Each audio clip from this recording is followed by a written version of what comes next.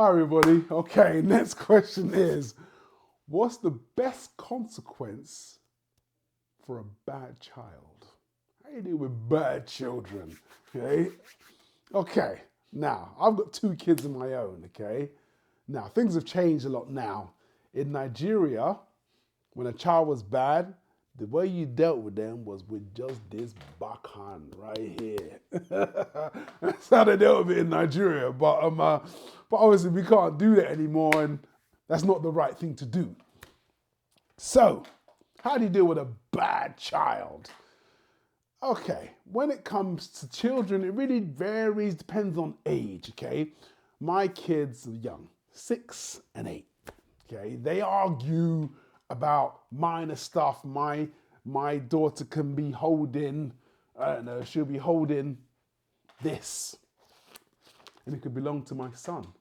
And all of a sudden, my son will see it, and suddenly he wants it. And my daughter's, no, I'm playing with it. You didn't want it before. What I do, nyem, in Nigeria, nyem, that means give me. Nyem, and I take it, and I put it in my pocket, and that way no one gets it. And they all just sit there quietly, upset, because now no one's got it. That's how I deal with my children. But what if they're older?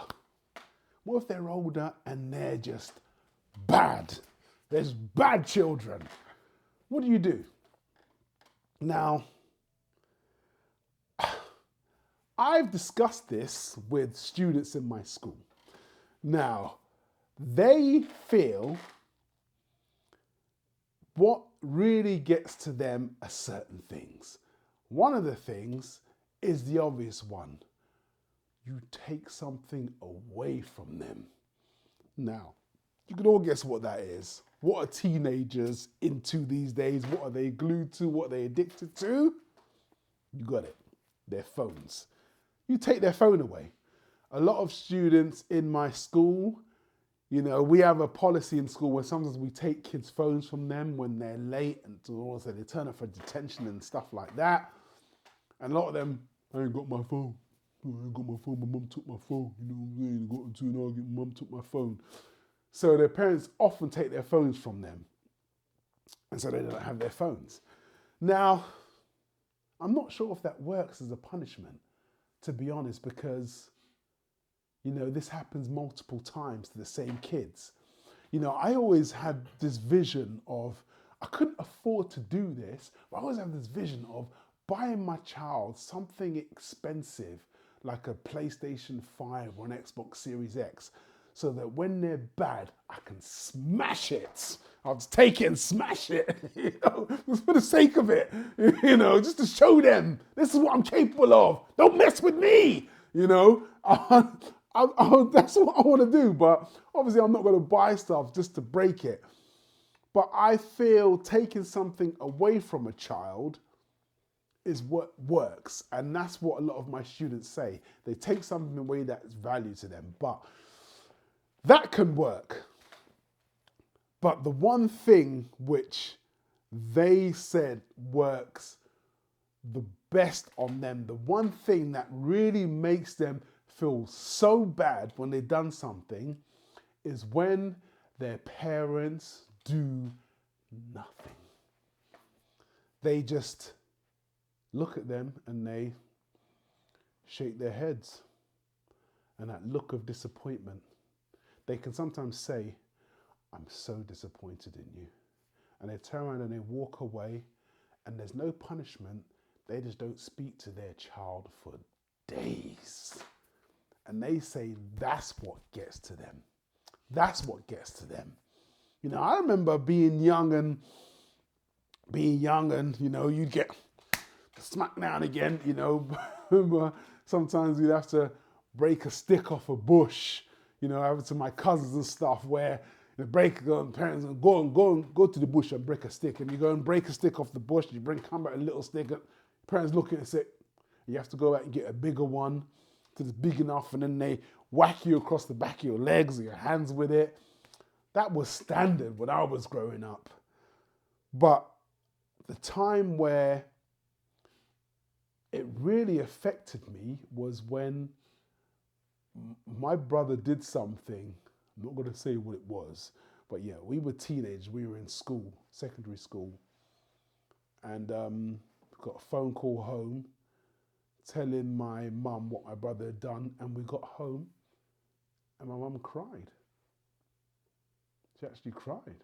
That was the first time I saw my mum cry, and that was like, oh my God. You know, I always thought my brother was gonna, you know, get a whooping, but my mum just cried, and that, like, that, oh, that hurt. You know, it was the first time I'd seen my mum like that, because my mum was like, she was hard, you know what I'm saying? I remember my mum stirring that ground rice pot. She was strong. I remember my mum stirring that ground rice pot. She was strong and she was hard, and, you know, and then see my mum look so vulnerable and so upset and disappointed, that hurt me, man. It was just like, wow. That affected me. I'll never forget that day. You know, my mum's not with me anymore. So she passed away 2013. But I remember that time was the time that it affected me more than any whooping I ever got. So, in conclusion, it's hard. It's hard to deal with kids. I suppose it really depends on the kid and what affects them more. You know, some, you know, if you take something away from them, they throw a tantrum and they retaliate even harder. You know, they come at you even harder. They get even worse because they're upset. You took my PS5 away. You know, some probably just, you know, make their parents cry all the time and they just don't care. So they're really not going to be affected by it. So I suppose it works differently with each child. But there has to be some sort of consequences for a bad child, because in my school, there's too many parents who are what I call enablers. They enable their child to just be bad, because when their child messes up, you give them a call and say, look, your child, blah, blah, blah.